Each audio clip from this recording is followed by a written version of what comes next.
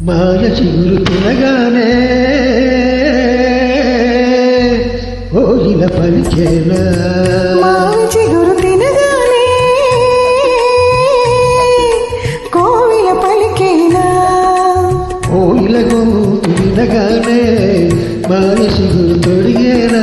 కోయిల గొంతు వినగానే మావి చిగురు తొడిగేనా ఏమో ఏమవునో గాని ఆమని ఈ పని మావి చిగురు తినగానే కోవిల పలికేనా కోయిల పలికేనా